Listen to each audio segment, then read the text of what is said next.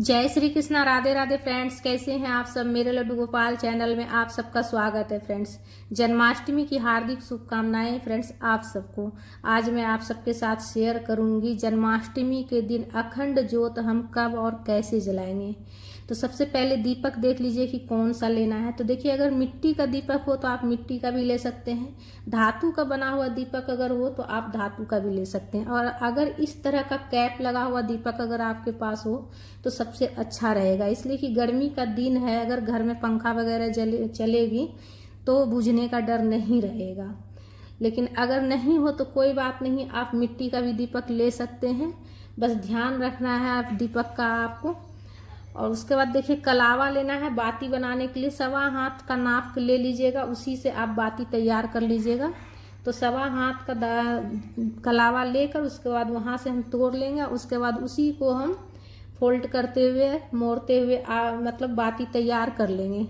2 बार 3 बार इस तरह से मतलब फोल्ड कर लीजिएगा। 2 बार भी कर सकते हैं या फिर 3 बार भी कर सकते हैं। तो देखिए, दीपक जो है ना किस समय प्रज्वलित करना है। अखंड ज्योत की दीपक जो है ना, आप जो है ना मॉर्निंग में अगर पूजा करते हैं सुबह में, जैसे आप व्रत करते हैं तो सुबह भी तो पूजा करिएगा ही लड्डू गोपाल जी का।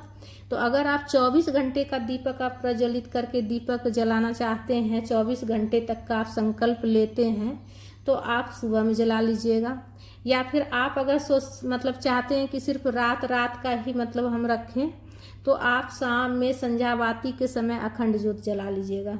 शाम में जब संध्यावाती कीजिएगा शाम के समय, तो उसी टाइम जिस समय आप लड्डू गोपाल जी को जन्म कराने के लिए मतलब सब चीज़ खीरा जन्म कराने के लिए उनको पर्दा कीजिएगा, ढकिएगा, तो उससे पहले आप जो है ना अखंड ज्योत प्रज्वलित कर लीजिएगा फ्रेंड्स। अखंड ज्योत प्रज्वलित करने से जो भी आपकी इच्छा है वो सब पूरी होगी फ्रेंड्स। अखंड ज्योत जलाने से घर में सुख समृद्धि बनी रहती है और सभी मनोकामना पूरी होती है फ्रेंड्स। विशेष मनोकामना की पूर्ति के लिए अखंड ज्योत जलाया जाता है। उसके बाद धागा का ये जो कलावा से हमने बाती बनाए हैं वो हम लगा लेंगे दीपक में। उसके बाद देखिए, उसमें आप घी से भी दीपक प्रज्वलित कर सकते हैं अखंड ज्योत, या फिर तिल के तेल से भी आप दीपक प्रज्वलित कर सकते हैं। तो अपनी सुविधा के अनुसार आप देख लीजिएगा, घी या तेल दोनों में से कोई भी आप ले सकते हैं फ्रेंड्स। तो देखिए, आप अगर 24 घंटा का दीपक प्रज्वलित करना चाहते हैं अखंड ज्योत का, तो आप मॉर्निंग में अगर आप सुबह कर लेते हैं तो अगले दिन सुबह तक आपका 24 घंटा पूरा होगा। और इस बीच आपको ध्यान रखना है दीपक का। तो देखिए, जन्माष्टमी के रात्रि में जागरण का भी बहुत ज़्यादा महत्व होता है। तो अगर आप सुबह प्रज्वलित करते हैं तो आपका तो दीपक दिन भर वैसे भी आप देखते रहिएगा, तो मतलब ध्यान रखिएगा अच्छे से, और रात्रि में भी हो जाएगा। तो आप 24 घंटे का आप रख सकते हैं, या फिर आप जो है ना रात्रि में सिर्फ रात्रि का आप करना चाहते हैं तो शाम में दीपक प्रज्वलित कर लीजिएगा। जैसे आप 12 घंटा का अगर करना चाहते हैं तो शाम में भी कर सकते हैं, या फिर आप जो है ना मतलब शाम में 6 बजे से आप कर लीजिएगा तो अगले दिन फिर 6 बजे तक रह जाएगा।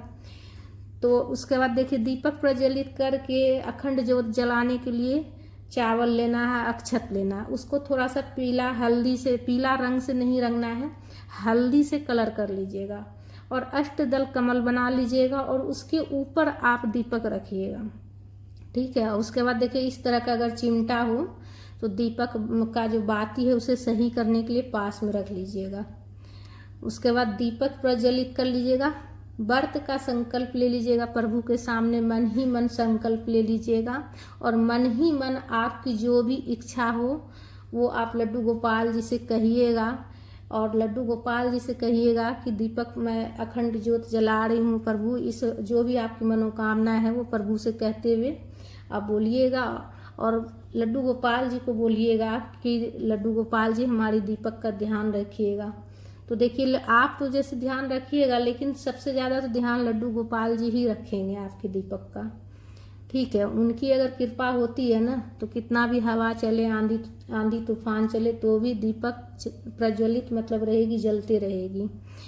तो अगर कैप वाली हो तो आप कैप लगा लीजिएगा, अगर कैप नहीं हो तो बिना कैप के भी आप रख सकते हैं।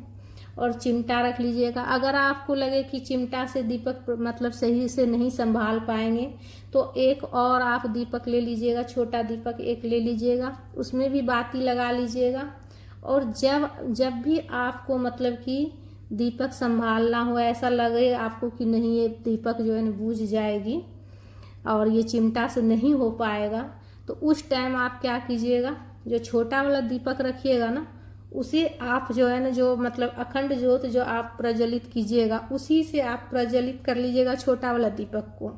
ठीक है, उसी से आप प्रज्वलित करके दीपक को जला लीजिएगा। उसके बाद दीपक को संभाल कर अच्छे से बाती मतलब करके, अगर इस बीच में अगर वो बुझ जाता है, तो जो आपने छोटा वाला दीपक जो आप जलाइएगा ना, उसी से आप उसको जला दीजिएगा, प्रज्वलित कर दीजिएगा।